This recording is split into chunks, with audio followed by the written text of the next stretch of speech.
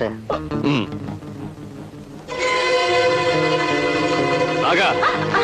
ఎవరు నువ్వు? చెప్పు. చెప్పవే. నేను చెప్పను. చెప్పను. నన్ను చంపినా చెప్పను. చెప్పు. చెప్పు. నేను చెప్పను.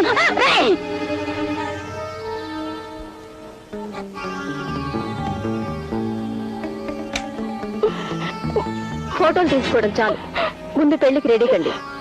పిచ్చి పిచ్చి వేషాలు వేయక తాళి కట్టించుకో. కొంచెం చాలా మంచిది. అల్లరి చెయ్యకుండా తాళి కట్టించేసుకుంటది. ఏంటి మనం వెళ్ళిపోచ్చేస్తామా? పదండి రుద్రభూపతి.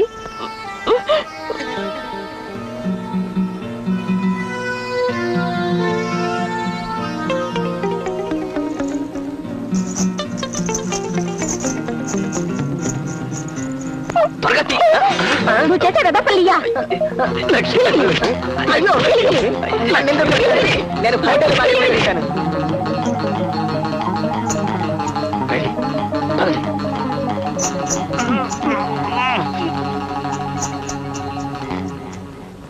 బాబు గారు, బాబు గారు, బాబు గారు, బాబు గారు, ఏమైంది? ఈ దెబ్బలేంటి? లతమ్మని శివరంజన్ బంధించింది బాబు. నేను నిజమే చెప్తున్నాను బాబు గారు.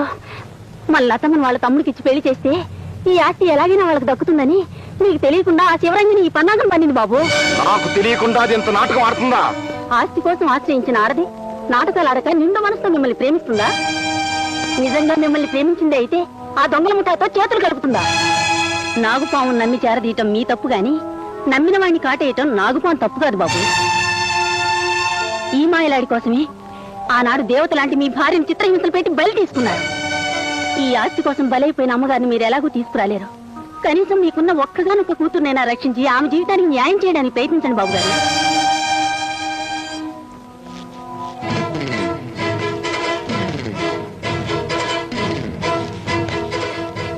పదండి.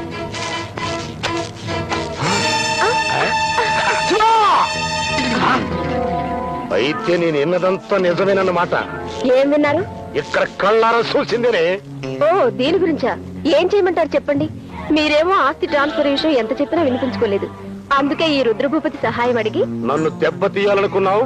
అందుకే వీడితో సరసాలనే ప్రోగ్రాం ఎత్తుకున్నావు అన్నమాట. అదేటన్నయ్య గురు. అమ్మ నా కొంచెం నీ పెళ్ళంగాని పెళ్ళం నా అండలోకి వచ్చిందనా అంత గింజుకుపోతున్నావు? చూడండి అన్నయ్య గారు, ఆడదే డబ్బు చేతులు మారడం సహజం.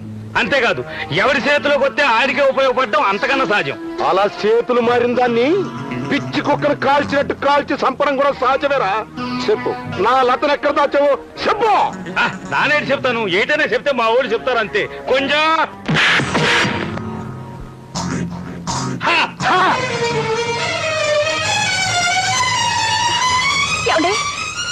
ఏమిటమ్మా ఆయన ఎక్కడున్నారండి?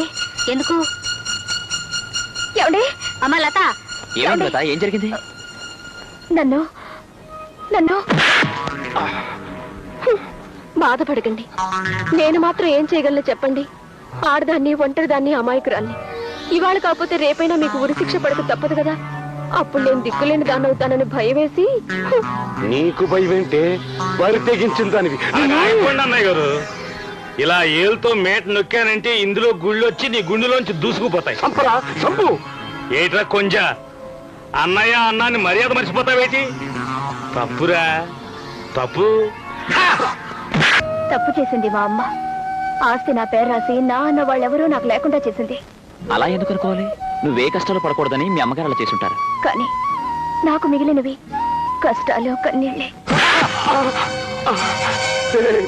కొట్టండ్రా, కట్టుకున్న భార్యను కష్టాలు పెట్టి ఏడిపించి ఏడిపించి చంపినందుకు నాకు ఈ శాస్తి జరగాల్సిందేరా. కన్న బిడ్డ కంట తడి పెట్టించిన నాలాంటి ఏ తండ్రికైనా ఈ శిక్ష పడాల్సిందేరా. కొట్టండ్రా, కొట్టండి. ఏట్రా కొంచెం గాంధీ గారు శంప మీద కొడితే మరో శంప చూపించమన్నారా? నిన్ను శంప మీద కొడితే ఒళ్ళంతా ఇచ్చేస్తున్నావు. సరే పెద్దోడివి, నీ మాట నేనెందుకు కాదనాలి? నాకు పట్టిన దౌర్భాగ్యం ఏ ఆడదానికి పట్టకూడదు. ఇంత ఆస్తున్నా, ఇంత చదువుకున్నా నన్ను నన్నుగా ప్రేమించే మనిషి లేక నేనుగా నిలబడలేని దుస్థితిలో ఉన్నాను. ఇప్పటికైనా తెలిసిందా కొంచెం? ఉంచుకున్నది పెళ్ళావు కాదు, పెంచుకున్నాడు కొడుకు కాడని. కట్టుకున్న భార్య పసుపు కుంకుమ కోరితే ఉంచుకున్నది ఊరంతా దోసేయాలని చూస్తుంది. అందుకే నా పక్కకి చేరింది శిలక. ఏం చేయను చెప్పండి? నేను ఆడదాన్ని, అమాయకురాల్ని. మగ జాతిని నమ్ముకున్నదాన్ని. అమ్మ లేని నన్ను ఆదుకోగలరన్న నమ్మకంతోనే నేను ఇక్కడికి వచ్చాను. దిక్కుతోచని నా జీవితానికి ఓ దారి చూపించగలరని నేను ఇక్కడికి చేరాను. నీకేం కావాలమ్మా? ఆస్తి లేకపోయినా అభిమానమే సర్వస్వంగా ఉన్న మీలో నేను ఒకదాన్ని కావాలి. అంటే ఈ ఇంటికి నేను కోడల్ని కావాలి. లత, నువ్వు తొందరపడుతున్నావు. నన్ను అరెస్ట్ చేయాలని పోలీసులు, నన్ను అంతం చేయాలని మా ముఠా వాళ్ళు, అన్నిటికీ మించిన అడ్డు తొలగించుకోవాలని మీ నాన్నగారు చూస్తున్నారు. అలాంటి నన్ను పెళ్లి చేసుకుని నువ్వే సుఖపడగలవో చెప్పు. బాగా ఆలోచించే ఈ నిర్ణయానికి వచ్చాను. బాబు, నీ మంచితనంతో మమ్మల్ని ఆదుకున్నావు. అలాగే లతని ఆదరిస్తే నువ్వు మరింత గొప్పవాడిపోతావు. అమ్మా, భగవంతుడే ఇలా నిర్ణయించి లత చేతి ఇలా అడిగిస్తున్నాడేమో. ఒప్పుకో బాబు. బాబా, రాజా బాబు, లతమ్మ, మీ నాన్నగారితో ఆ శివరంజన్ ఆడుతున్న నాటకం అంతా చెప్పాను. దాంతో ఆయన కోపం వచ్చి ఆ శివరంజన్ని చంపుతానని తుపాకీ తీసుకుని బయలుదేరారు. ఆ రుద్రయ్య మనుషులు ఆయన ఏం చేస్తారో నాకు భయంగా ఉందమ్మా. ఆ రుద్రయ్య శివరంజని ఎంతకైనా తెగించగలరు. మీ అమ్మగారిని చూసి చాలా రోజులైంది. పదండి, మీ ఇంటికి వెళదాం. అలాగే. అమ్మ నా కొంచెం బాగున్నావురా రాజాదొరా? వీళ్ళెవరు? మావెవరు అంటే నా పాత మిత్రులు. కాసేపు మాట్లాడొస్తాను, నువ్వు నడుస్తుండు. పర్వాలేదు, నేను ఉంటాను. ఏం ప్రమాదం లేదు, నువ్వు వెళ్ళి వచ్చేస్తాను.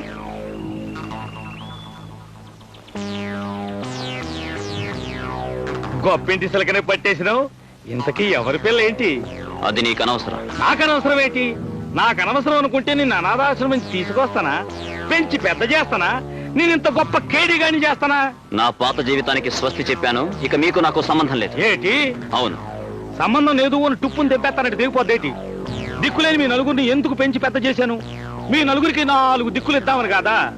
తూర్పు నొకడు, పడవరు నొకడు, ఉత్తరా నొకడు, దక్షిణ నొకడు, నలుగురు 4 వైపుల ఓహో చేస్తా ఉంటే నా నాయిగా సెంటర్లో కూకుని తిందామని కదా. మరి ఇప్పుడు నా ఆశల్ని టుప్పుని తెంపేస్తానంటే నా నూరుకుంటానేటి? ఊరుకోకపోతే ఏం చేస్తావు? నానేటి చేస్తాను, ఏటైనా చేస్తే వాళ్ళు చేస్తారంతే. రాజా, అక్కడే ఆగిపో. అమ్మ నా కొంచెం పోలీసులు ఇక్కడికి వచ్చేసినారేటి? మనం వచ్చినామని పసిగట్టేసినారేటి? పారెళ్ళిపోతాం, పదలే.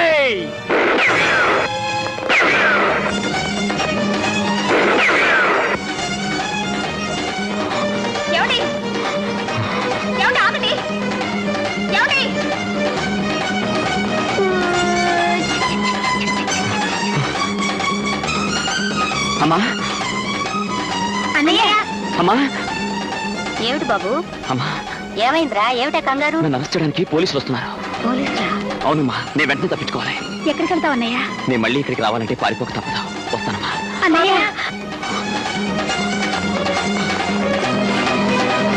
అన్నయ్య! అన్నయ్య! ఆగరా! అన్నయ్య! అన్నయ్య!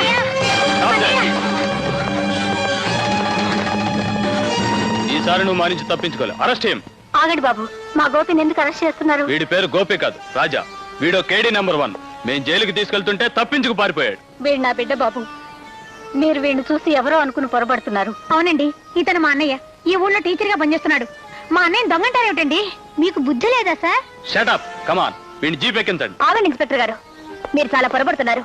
ఈయన పేరు నిజంగా గోపియే. పేరు మార్చుకున్నంత మాత్రాన మనిషి మారిపోతాడా? అది కదండి, ఇతను. ఈ సి మేడం, వీడిని తప్పించడానికి అనవసరంగా మీరు శ్రమ పడకండి. పద, తీసుకురా. పడకండి ఎస్ఐ గారు.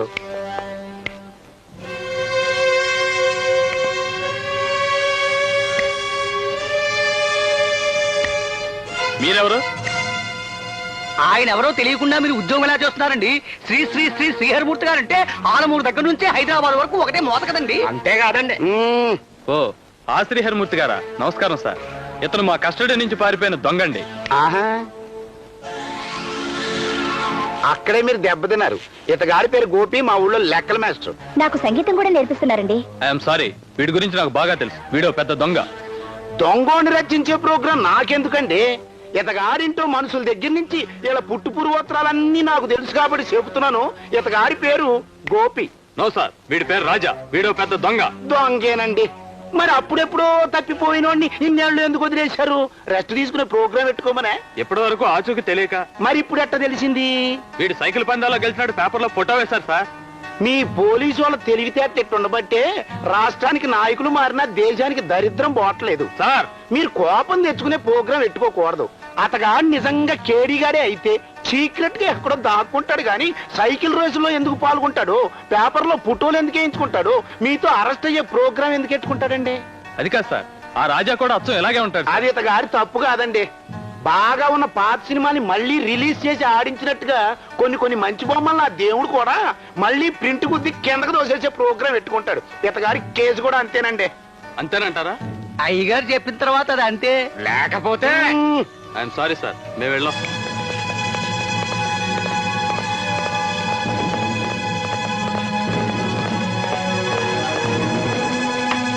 ఏంటారు చూస్తున్నారు?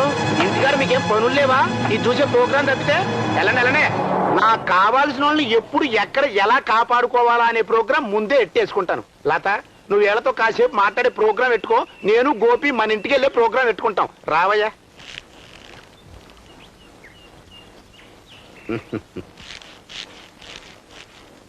నాకు కావాల్సిన వాళ్ళని ఎప్పుడు ఎక్కడ ఎలా కాపాడుకోవాలా అనే ప్రోగ్రాం ముందే ఎట్టేసుకుంటాను. లత, నువ్వు వీళ్ళతో కాసేపు మాట్లాడే ప్రోగ్రాం పెట్టుకో.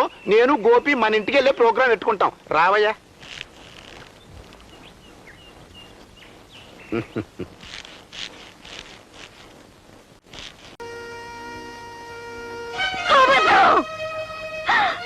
నువ్వు చెప్పేదంతా అబద్ధం.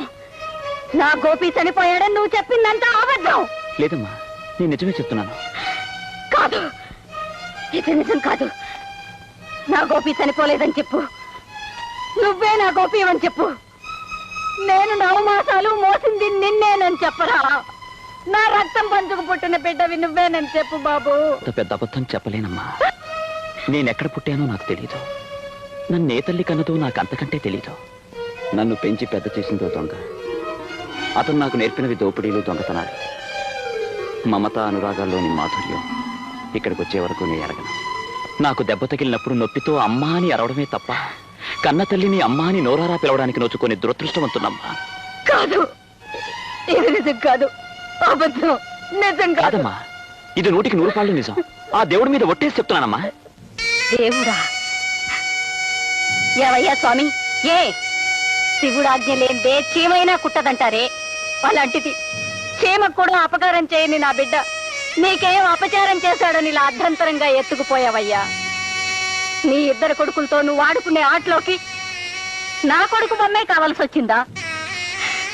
నువ్వు ఆడించే నాటకం సాగడానికి నా కుటుంబంలోంచే ఓ మనిషి కావాలంటే జీవితంలో ఏ అచ్చట ముచ్చట తీరిన నా బిడ్డను వదిలేసి నన్ను తీసుకుపోలేకపోయావా? నీ సంతానానికి చావు లేదు కాబట్టి బిడ్డని పోగొట్టుకున్న తల్లి ఆవేదన నీకు అర్థం కాదు. నువ్వు తల్లి తండ్రి లేని అనాథవు కాబట్టి తల్లి బిడ్డల అనుబంధం తెలియక ఇంత రాక్షసంగా ప్రవర్తించావు. బాధపడకమ్మా.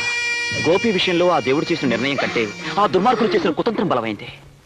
తల్లి తండ్రి అక్క చెల్లి ఎవ్వరూ లేని నాకు అనుబంధాల విలువ తెలియజేయడానికి గోపి రూపించి నన్ను ఇక్కడికి పంపించాడు మా భగవంతుడు. నేనే గోపీనని ఒక్క అబద్ధం చెప్పుంటే మీకు ఈ ఆవేదన కలిగి ఉండేది కాదు. కానీ మీరందరూ చూపించే ప్రేమ ముందు నేను అబద్ధం చెప్పలేకపోయాను.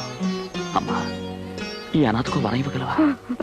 కన్న బిడ్డ కడసారి చూపు కూడా నోచుకొని దురదృష్టవంతురాల్ని నేనేం వరం ఇవ్వగలను బాబు? నన్ను చూసి నేనే మీ కొడుకునని భ్రమపడ్డాను. అది భ్రమ కాదు, నిజమేని మీరు అనుకోగలిగితే ఈ క్షణం నుంచి నేనే మీ గోపినవుతానమ్మా. బాబు, అవునమ్మా. మీ గోపి మీకు మీ కుటుంబానికి ఏం చేయాలని మీరు ఆశిస్తారో అవన్నీ నేను చేస్తానమ్మా. వద్దు బాబు, వద్దు. పోయిన బిడ్డ ఎలాగూ పోయాడు. ఆ పోలికలతో ఉన్న నీ మీద మా బరువు బాధ్యతలన్నీ మోపడం అది నా స్వార్థమే అవుతుంది. కాదమ్మా, ఎంత మాత్రం కాదు. ఈ సమాజంలో గౌరవం లేకుండా గమ్యం తెలియకుండా పరుగులు తీస్తున్న నాకు మీరు నా తల్లి కావడం నా పాలిట వరం అవుతుందే కానీ మీ స్వార్థం అవుతమ్మా. చెప్పమ్మా, నేను మీ కొడుకు అనిపించుకోవడానికి తగనా? ఈ దొంగని మీ కొడుగ్గా భావించడానికి సందేహిస్తున్నారమ్మా?